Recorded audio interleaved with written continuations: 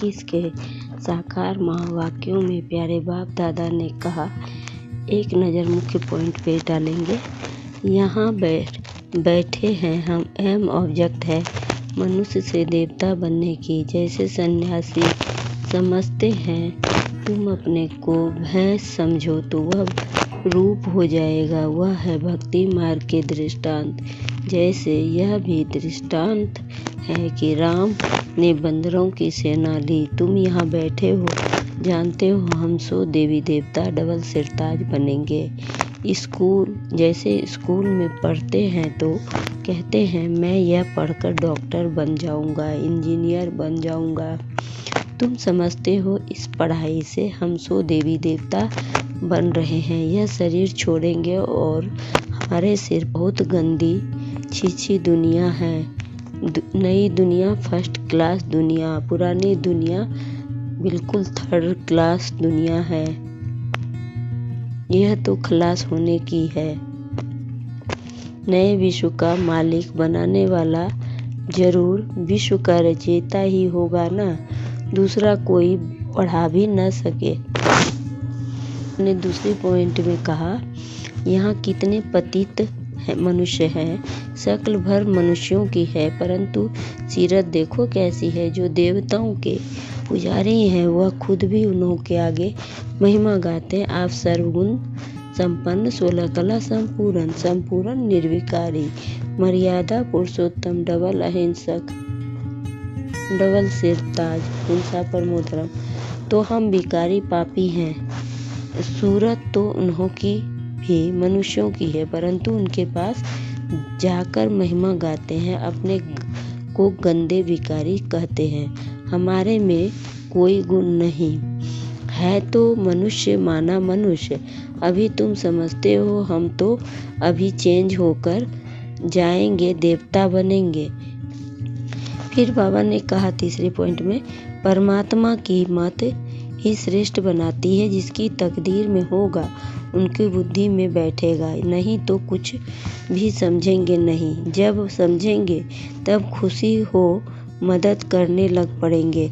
कई तो जानते नहीं, उनको क्या पता यह कौन है, इसलिए बाबा कोई से मिलते ही भी नहीं है। वह तो और ही अपनी मत निकालेंगे। श्रीमत को न जानने के कारण उनको भी अपनी मत देने लग पड़ते हैं।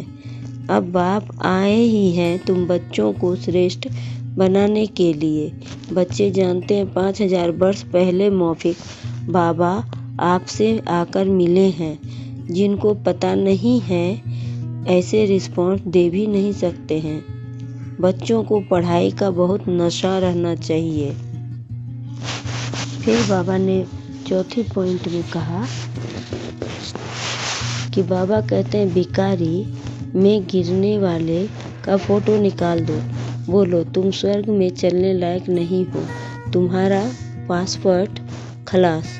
खुद भी फील करेंगे और हम तो गिर गए हैं, अब हम स्वर्ग में कैसे जाएंगे, कैसे। जैसे नारद का मिसाल देते हैं, उनको कहा जाता है तुम अपनी शक्ल तो देखो, लक्ष्मी के बनने लायक हो। तो शक्ल बंदर की दिखाई पड़ी तो मनुष्यों को भी शर्म आएगा। हमारे में तो यह विकार है। हम श्री नारायण को व लक्ष्मी को कैसे बनेंगे। बाबा युक्तियाँ तो सब बतलाते हैं परंतु कोई विश्वास भी रखे ना आता है तो समझते हैं इस हिसाब से हम राजाओं का राजा डबल सिरताज कैसे बनेंगे, करना चाहिए ना। फिर बाबा ने 5वें पॉइंट में कहा माताओं पर बाप आकर ज्ञान अमृत का कलश रखते हैं। गुरु शुरू से ऐसे होता है। सेंटर के लिए भी कहते हैं ब्रह्मा कुमारी चाहिए। बाबा तो कहते हैं आपे ही चलाओ, हिम्मत नहीं है।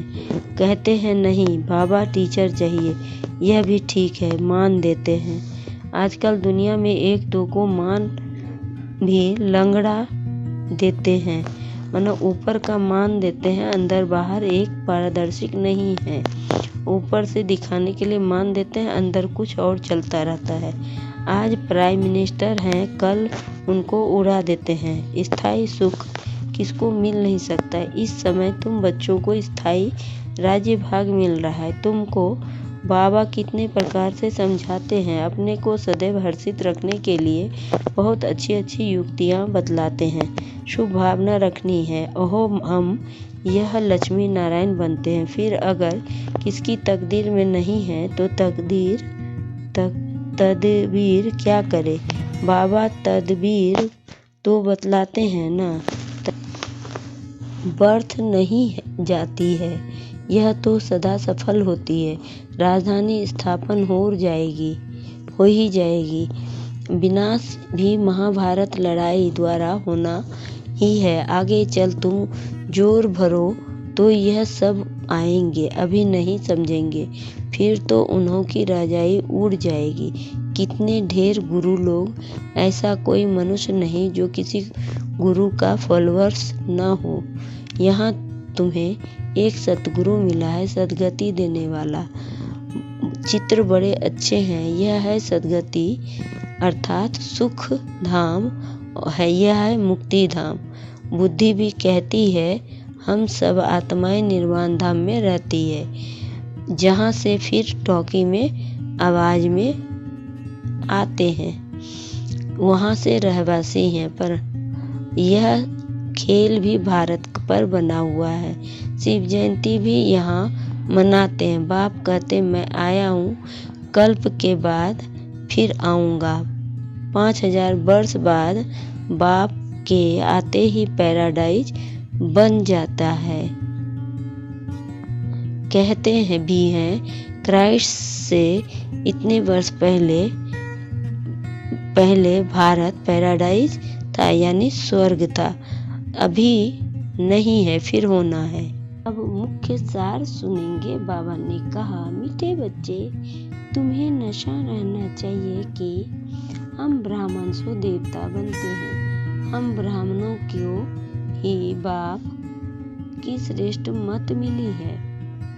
प्रश्न में बाबा ने कहा जिनकी न्यू ब्लड है उन्हें कौन सा शौक और कौन सी मस्ती होनी चाहिए। उत्तर में बाबा ने कहा यह दुनिया जो पुरानी आयरन एज बन रही है उसे नई गोल्डन एज बनाने का, पुराने से नया बनाने का शौक होना चाहिए। कन्याओं का न्यू ब्लड है तो अपने हम जिन्स को उठाना चाहिए, नशा कायम रखना चाहिए। भाषण करने में भी बड़ी मस्ती होनी चाहिए। गीत में बाबा ने कहा रात के राही थक मत जाना, सुबह का मंजिल दूर नहीं। जब हम बाबा की याद में रहते हैं और बाबा को याद करके हर प्रकार की सेवा करते हैं तो कभी भी थकान नहीं होती है। जब बाबा को भूल जाते हैं तभी हमें थकान की अनुभूति होती है। सदा बाबा को साथी बनाकर और साथ रखकर चलते रहेंगे तो कभी भी थकान का अनुभव नहीं होगा। लास्ट में बाबा ने कहा जरूर नरकवासियों का विनाश और स्वर्गवासियों की स्थापना चाहिए। सो तुम स्वर्गवासी बन रहे हो, नरकवासी सब विनाश हो जाएंगे। वह तो समझते हैं अर्जुन इतने लाखों वर्ष पड़े हैं, बच्चे बड़े हो तो शादी कराएं। तुम थोड़े ही ऐसा कहेंगे। अगर बच्चा राय पर नहीं चलता है तो फिर श्रीमत लेनी पड़े कि स्वर्गवासी नहीं बनते हैं तो क्या करें। बाप कहेंगे अगर आज्ञाकारी नहीं है तो जाने दो, इसमें पक्की नष्टो महा अवस्था चाहिए। अच्छा मीठे मीठे सिकिल दे बच्चों प्रति माता पिता बाप दादा का याद प्यार और गुड मॉर्निंग। रूहानी बाप के रूहानी बच्चों को नमस्ते। हम रूहानी बच्चों के रूहानी बाप दादा को याद प्यार और गुड मॉर्निंग और नमस्ते। नमस्ते सदा रहो हंसते, बन जाओ फरिश्ते, चलते रहो परम धाम के रास्ते। शुक्रिया बाबा, शुक्रिया बाबा, पद्मा पदम शुक्रिया बाबा। फिर प्रश्न में फिर धारणा में के लिए मुख्य सार है। धारणा में बाबा ने कहा पहली पॉइंट में श्री श्री शिव बाबा के श्रेष्ठ मत पर चलकर स्वयं को श्रेष्ठ बनाना है। श्रीमत से मनमत मिक्स, श्रीमत में मनमत मिक्स नहीं करनी है, यानी अपनी मत मिक्स नहीं करना है। ईश्वरीय पढ़ाई के नशे में रहना है, जब नशे में रहेंगे तो खुशी में रहेंगे, यही पुरुषार्थ करना है। दूसरी पॉइंट में बाबा ने कहा अपने हमजिन्स के कल्याण की युक्तियां रचनी है। तो बाबा ने कहा कन्याओं को अपना हमजिन्स को तैयार करना है, सबके प्रति शुभ भावना रखते हुए एक दो को सच्चा मान देना है, लंगड़ा मान नहीं, ऊपर का मान नहीं, अंदर बाहर एक समान हो। अंदर ऊपर से मान देते हैं, अंदर छल कपट बैरत कुछ संकल्प उल्टा पुल्टा चलता रहता है, ये नहीं होना चाहिए। अंदर बाहर पारदर्शी पानी की तरह होना चाहिए। वरदान में बाबा ने कहा रूहानी एक्सरसाइज और सेल्फ कंट्रोल द्वारा महीनता का अनुभव करने वाले फरिश्ता भव। रूहानी एक्सरसाइज और सेल्फ का कंट्रोल द्वारा महीनता का अनुभव करने वाले फरिश्ता भव। स्पष्टीकरण बुद्धि की महीनता व हल्कापन ब्राह्मण जीवन की पर्सनैलिटी है। महीनता की महानता, लेकिन इसके लिए रोज अमृत वेले अशरीरीपन की रूहानी एक्सरसाइज करो और व्यर्थ संकल्पों को भोजन की परहेज रखो। परहेज के लिए सेल्फ कंट्रोल हो। जिस समय जो संकल्प रूहानी भोजन स्वीकार करना हो उस समय वही करो। व्यर्थ संकल्पों का एक्स्ट्रा भोजन नहीं करो, तब महीन बुद्धिवान फरिश्ता स्वरूप लक्ष्य को प्राप्त कर सकेंगे। स्लोगन में बाबा ने कहा महान आत्मा हुआ है जो हर सेकंड हर संकल्प श्रीमत पर एक्यूरेट चलते हैं। महान आत्मा हुआ है जो हर सेकंड हर कदम श्रीमत पर एक्यूरेट चलते हैं। ओम शांति, ओम शांति।